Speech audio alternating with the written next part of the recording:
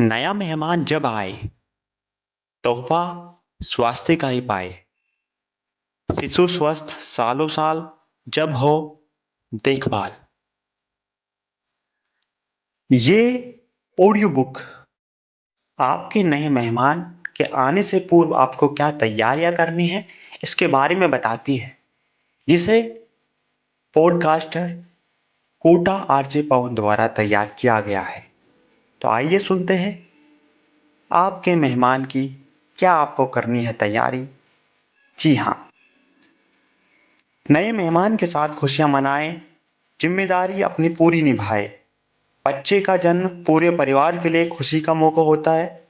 माता पिता तो हर दिन अपने आने वाले बच्चे के लिए एक नया सपना देखते हैं। और आप भी, जो आप सुन रहे हैं इसको, वो भी तो नए सपने देखते हैं अपने नए मेहमान के लिए। कभी बच्चे का नाम सोचते होंगे, तो कभी आप ये सोचते होंगे वो दिखेगा कैसे। यहाँ तक कि वो ये भी सोच लेती है कि बच्चे को कौन से स्कूल में आपको पढ़ाएंगे।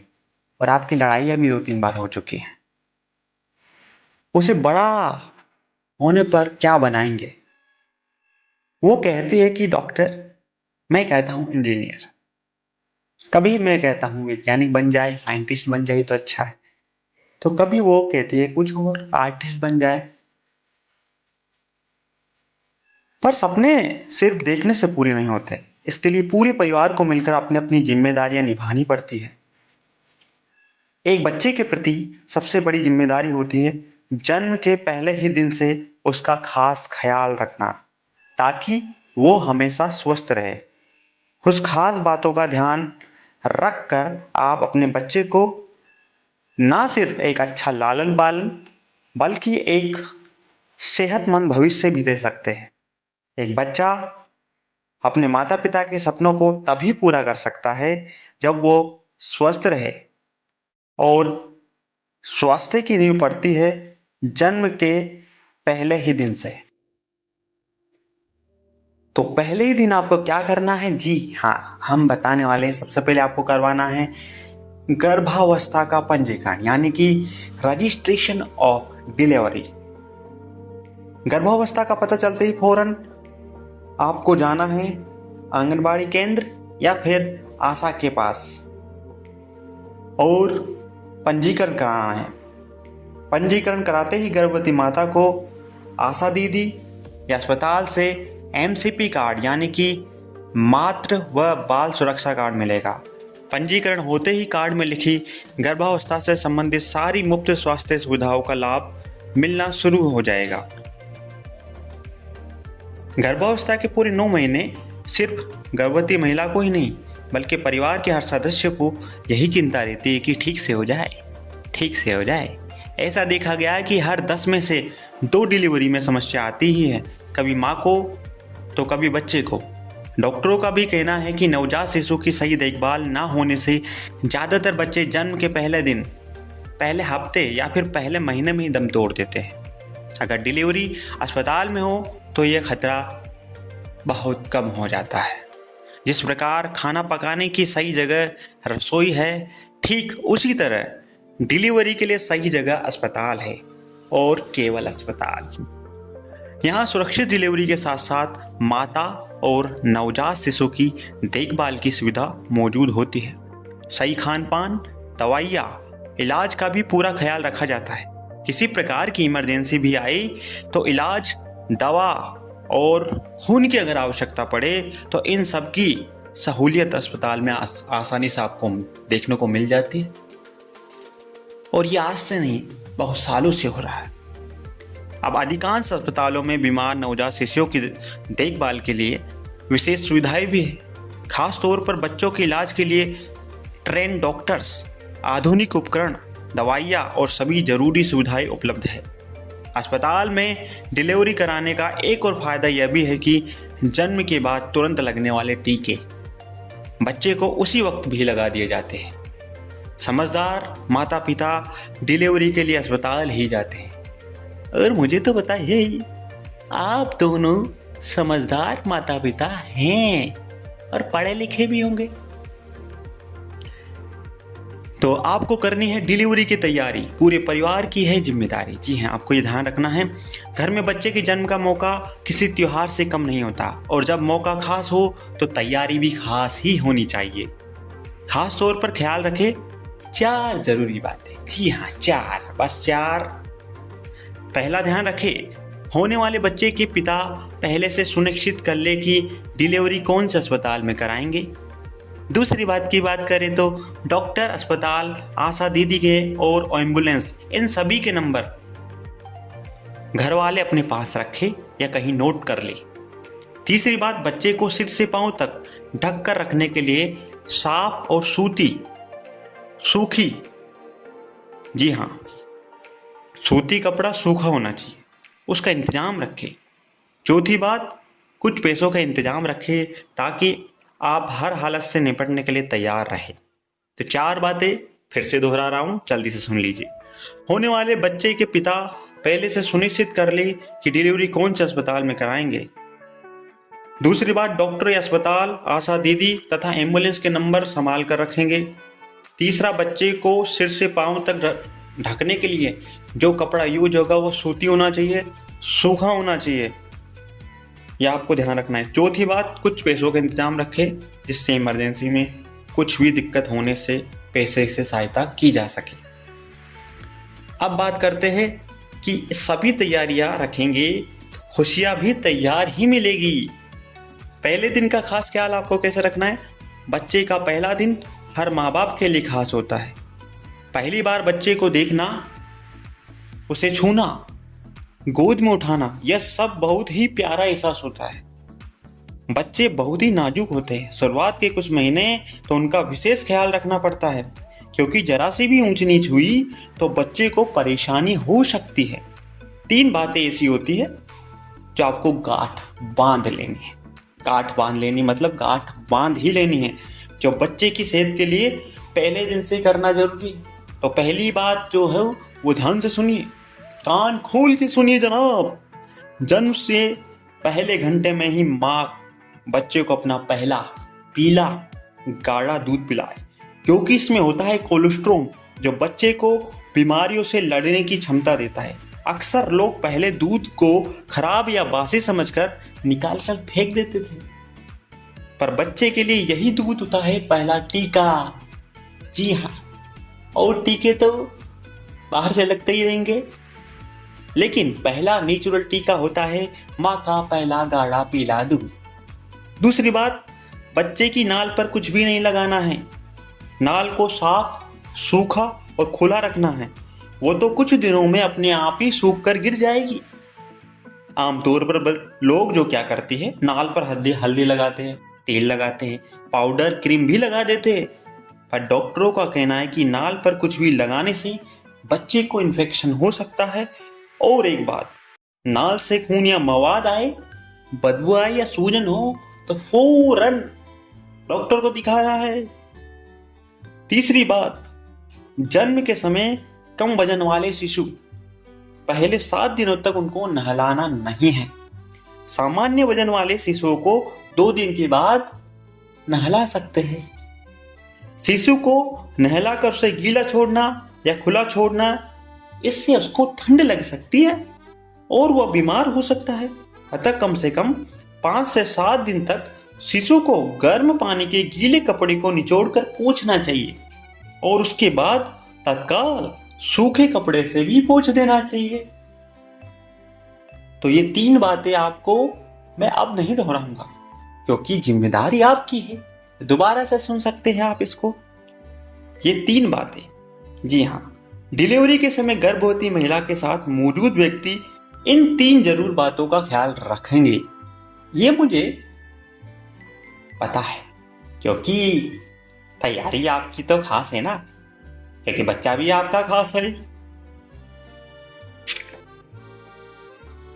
अब बात करते हैं पहली बात जो मैंने दोहराई थी, पहला दूध अमृत के समान। एक बच्चा गर्भ में ही नहीं बल्कि गर्भ से बाहर आकर भी आहार और पोषण के लिए 6 महीने तक पूरी तरह से सिर्फ अपनी माँ पर ही डिपेंडेंट होता है। माँ को 6 महीने तक बच्चे को सिर्फ अपना ही दूध पिलाना है।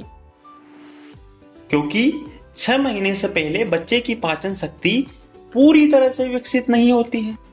कुछ लोग जन्म के फौरन बाद बच्चे को शगुन के तौर पर शहद चटाते हैं, पर डॉक्टरों का कहना है कि ऊपरी दूध, शहद, मिश्री, पानी, चाय, यहाँ तक कि पानी भी बच्चे के लिए पचाना मुश्किल है, क्योंकि उसका तो जन्म अभी हुआ है ना। माँ के दूध से बच्चे को ताकत और सही पोषण मिलता है, साथ ही उसका पेट भी पूरा भर जाता है। माँ का दूध ही बच्चे का संपूर्ण आहार है। एक माँ के लिए बच्चे को स्तनपान कराना जरूरी है, क्योंकि इससे माँ बच्चे का अटूट रिश्ता और भी गहरा हो जाता है। यह एक गर्भ निरोधक का भी काम करता है और स्तन कैंसर होने से भी बचाता है। इसकी संभावना कम कर देता है। अगर किसी कारण से माँ अपने बच्चे को अपना दूध नहीं पिला पा रही है तो तुरंत डॉक्टर से मिलकर सलाह लेनी चाहिए।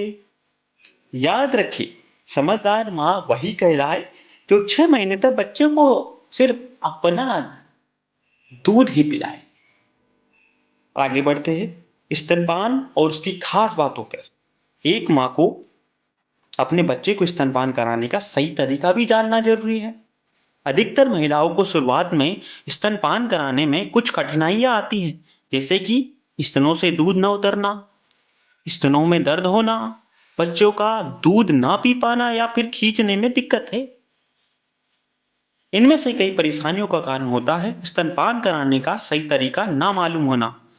आधी अधूरी जानकारी से किया गया काम आगे चलकर परेशानी का कारण बनता है।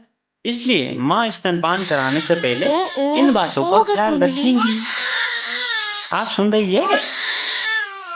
चलिए, नहीं सुन रही तो रिंकिया के पापा ही आपको बता देंगे, और अगर सुन रही हो तो बहुत अच्छी बात, ध्यान से कान खोल लीजिए। स्तनपान कराने वाली महिला को अपनी साफ सफाई का खास ख्याल रखना चाहिए। नहाते वक्त स्तनों को अच्छी तरह साफ करें और नाखून छोटे रखें। बच्चा 24 घंटे में 6 से 8 बार दूध पीता है, उसे रात में भी दूध पिलाए। बच्चा पूरे दिन में 5 से 6 बार पेशाब करे तो उसका पेट पूरा भरा है, यह एक संकेत है। बच्चे को दूध पिलाते वक्त उसे अच्छी तरह से गोद में ले, उसके सिर और गर्दन के नीचे अपने हाथों को रखे। ध्यान रखे कि दूध पीते वक्त बच्चे की नाक स्तनों से ना ढकी हो। बच्चे की नाक स्तनों से ना ढकी हो। अगर बच्चा किसी कारण से स्तनपान नहीं कर पा रहा है तो अपना दूध निकाल कर उसे कटोरी चम्मच से पिलाए, पर कभी भी बोतल से या ऊपरी दूध ना पिलाए। बीमारी में माँ बच्चे को ज्यादा दूध पिलाए ताकि वो बीमारी से जल्दी उभरे तथा स्वस्थ हो सके। अगर माँ बीमार हो तब भी बच्चे को स्तनपान कराना जारी रखना चाहिए। बच्चे की उम्र 2 साल होने तक स्तनपान जारी रखें और 6 महीने तक संपूर्ण आहार केवल माँ के स्तनपान को ही माने। किसी भी माँ के मन में स्तनपान से जुड़ी कोई भी परेशानी या सवाल हो तो बेहिचक डॉक्टर से संपर्क कर सकती है। वो उन्हें सही सलाह देंगे जिससे मन की उलझन मिट जाएगी। अब बात करते हैं कि माँ जब बच्चे को छूती ना तो कैसा लगता है। आशीर्वाद मिलता है बच्चे को, माँ को भी एक अलग ही एहसास होता है। जन्म के बाद माँ जब बच्चे को सीने से लगाती है तो उसका एहसास अलग ही होता है। माँ का बच्चे को सीने में लगाना और सीने से लगाना सिर्फ प्यार ही नहीं जताता, बल्कि बच्चे को ठंड लगने से भी बचाता है। बच्चा 9 महीने माँ के गर्भ में रहता है। बाहर आने के बाद उसके शारीरिक तापमान में गिरावट ना आए, इसलिए उसे माँ के शरीर की गर्मी चाहिए होती। एक नवजात शिशु छुई मुई के समान होता है। अगर पहले दिन से ही ख्याल नहीं रखा तो उसे मुरझाते हुए देर नहीं लगेगी। डिलीवरी के तुरंत बाद माँ की अवस्था ऐसी नहीं होती कि वो बच्चे का पूरा ध्यान दे पाए।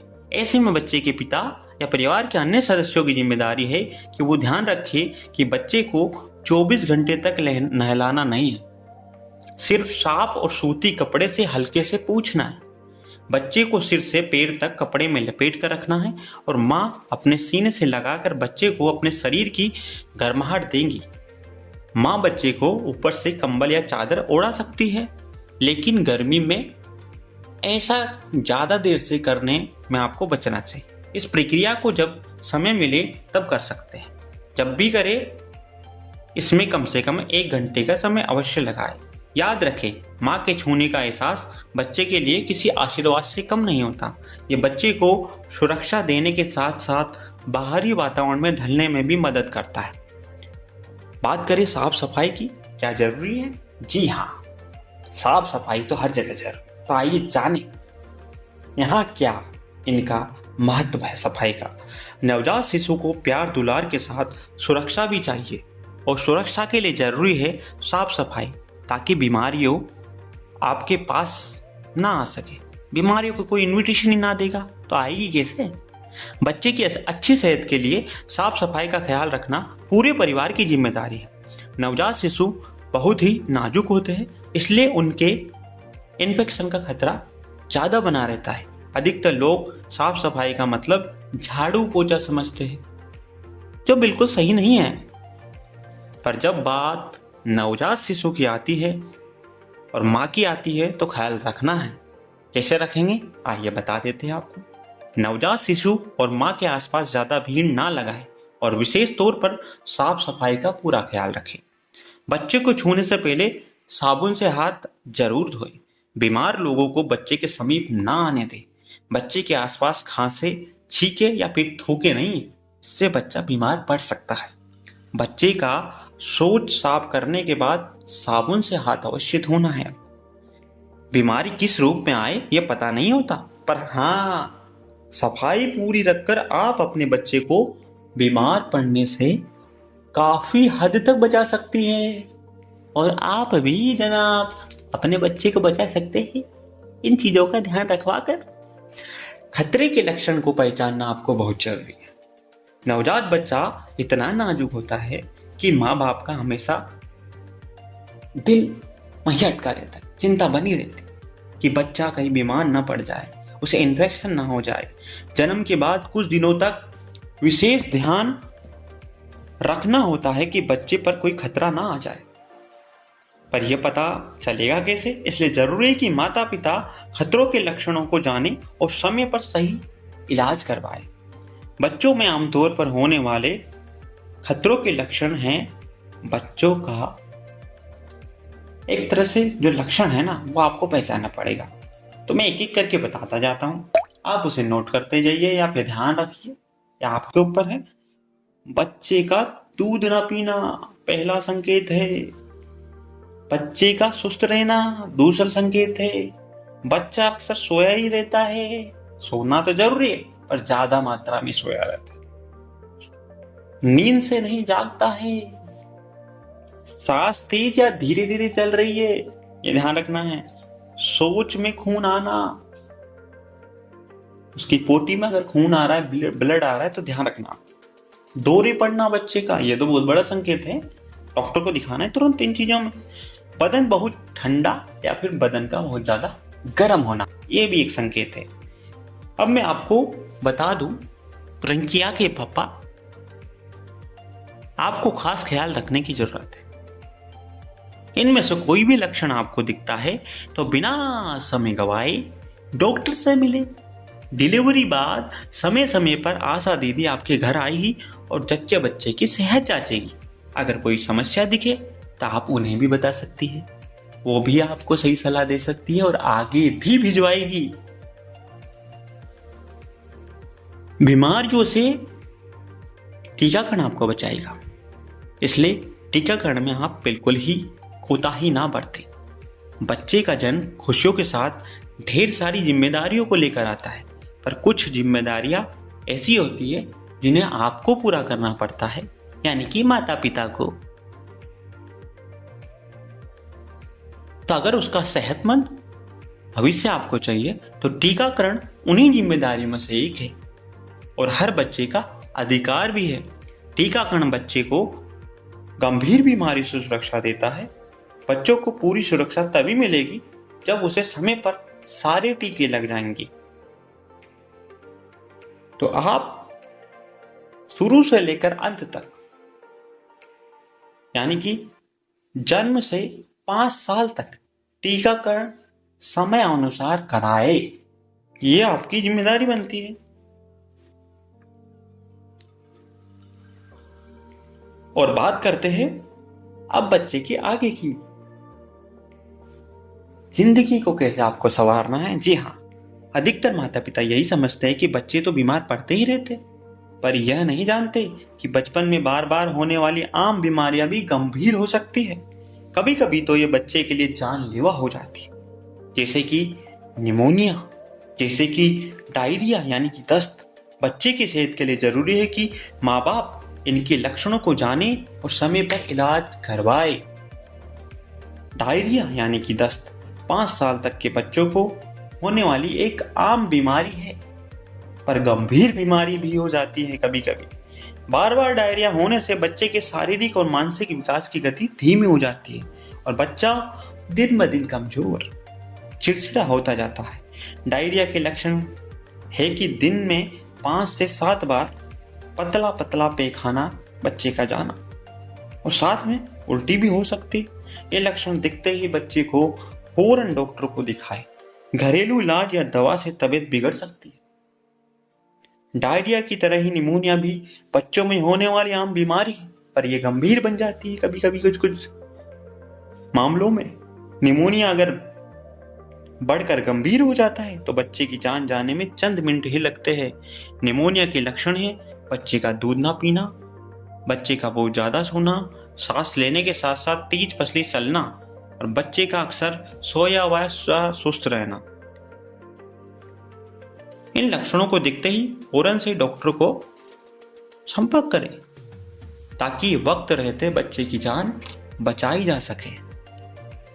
जी हाँ, बात करते हैं बच्चा जब बड़ा होता है तो कुछ ऐसे संकेत होते हैं जिनका पता लगाकर आप ये पता कर सकते हैं कि बच्चे का जो ग्रोथ एंड डेवलपमेंट है वो पूरा सही ढंग से हो रहा है, उसका वृद्धि और विकास बिल्कुल मानक अनुसार हो रहे हैं। तो आइए बात करते हैं उसी पर।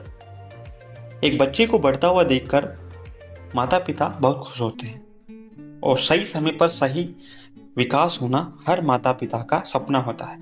बढ़ती उम्र के साथ बच्चे को बढ़ती हरकतें घर के आंगन की एक अलग ही छवि बनाती है।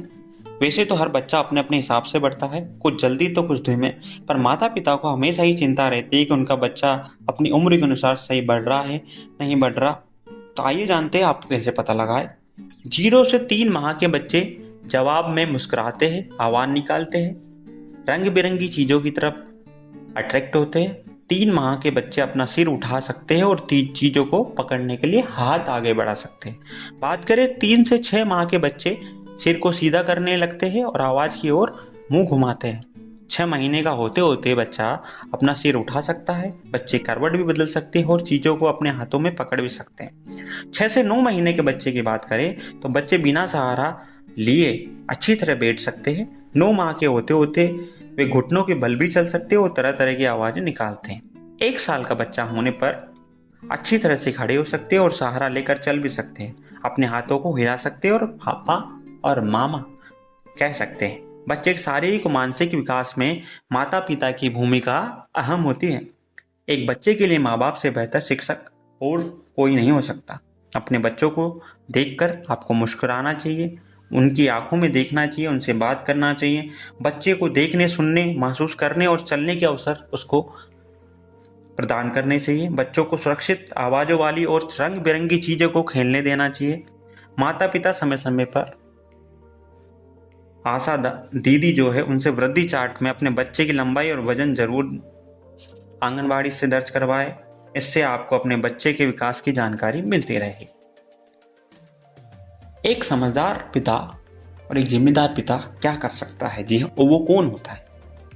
एक समय था जब लोग समझते थे कि बच्चा पैदा करना और उन्हें पालना सिर्फ माँ की जिम्मेदारी है, पर अब बदलते समय के साथ लोगों ने समझा कि बच्चे माता पिता दोनों की जिम्मेदारी है। बुजुर्गों और डॉक्टरों का भी यही मानना है कि बच्चे के जन्म से लेकर उनके लालन पालन तक एक पिता की भूमिका अहम होती है। पिता भी काफ़ी कुछ करना चाहते हैं पर वो क्या कर सकते हैं, इसकी जानकारी ना होने के कारण वो कुछ कर भी नहीं पाते। बच्चे के जन्म के पहले दिन से ही पिता की जिम्मेदारी बनती है कि वो डॉक्टर से समझे कि प्रसव बाद माँ और नवजात का ख्याल कैसे रखना है। वो खतरे के लक्षणों को भी जाने और कोई भी लक्षण दिखते ही जल्द से जल्द डॉक्टर से मिले।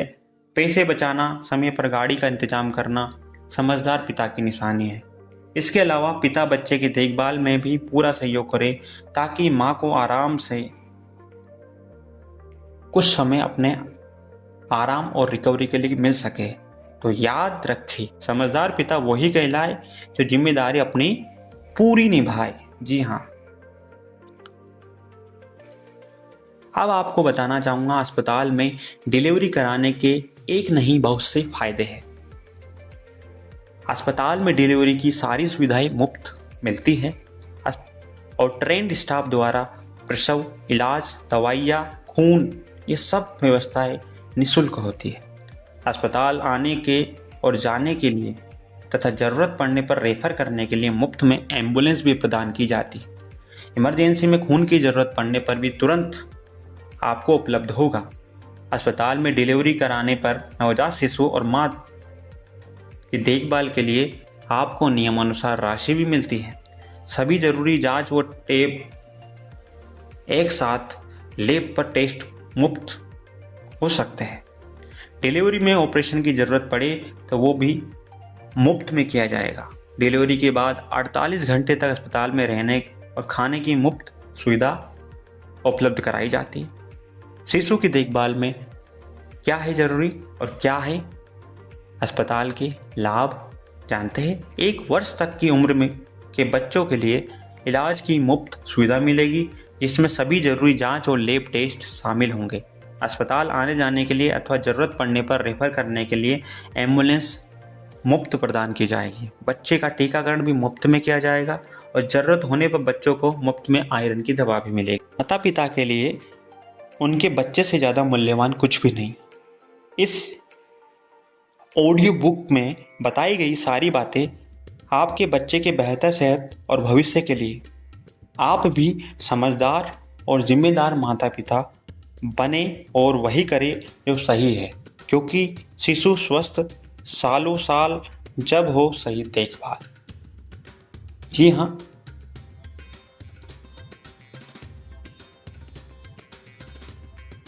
this audiobook produced by Kota RJ Power, a podcaster. This is intellectual properties of Kota RJ Power. Thank you.